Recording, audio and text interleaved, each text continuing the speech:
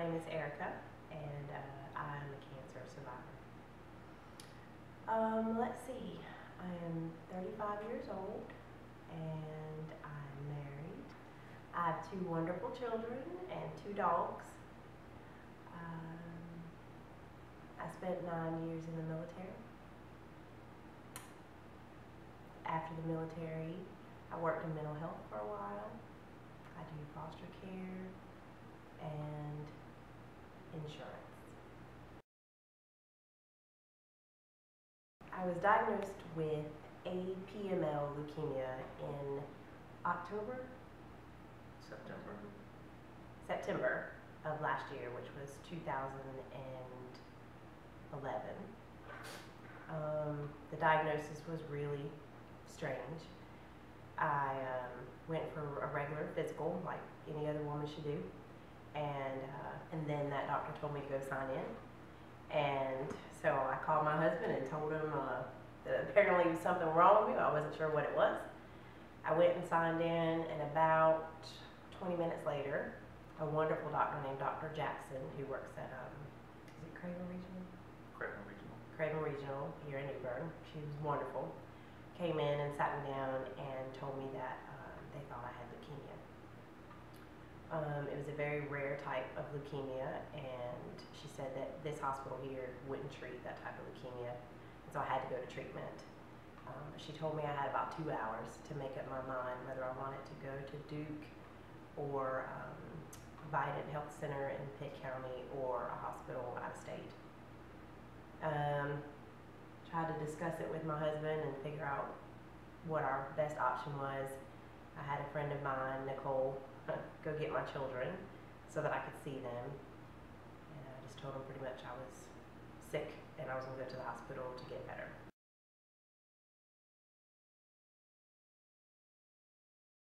My husband and I came up with the motto, Courage Over Cancer, because 2 years ago, my mother passed away of cancer.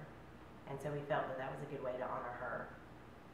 Little did we know that we were actually going to have to use that motto for myself, but I guess it kind of worked out. So we made up some t-shirts, and we have a website that's obviously Courage Over Cancer. The threat of reoccurrence. We're praying that because it's APML, the cure rate is right at 98% for this type of leukemia, and because I was young and relatively healthy prior to this, the doctors are very optimistic about it not reoccurring. Again, we're hoping that doesn't happen, and I'm pretty sure that it won't. God has told me that it's not my time to go, so I'm a firm believer in the fact that I'm going to be here for a long time. There were some times when I was going through treatment when I was really sick and my hair had fallen out and I was throwing up all the time. I thought about it. I wondered, would it be easier if we just, would it be easier on my husband or my kids not to have to worry about me being sick all the time? But he told me all the time that it was worth it and I had to fight, and so we did, and it's been difficult at times.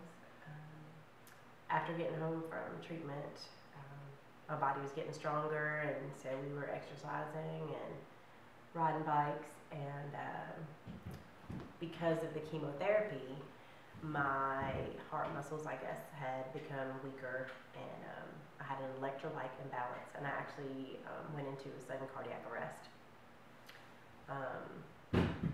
I fell off my bike.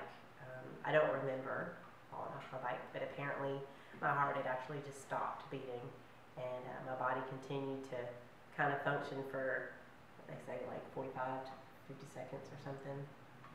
6 minutes. About 6 minutes. And my strength and resilience obviously comes from my family, especially my husband. If it weren't for him, I don't know if I would have continued. From the time I was diagnosed, he was all hands on deck with being dad.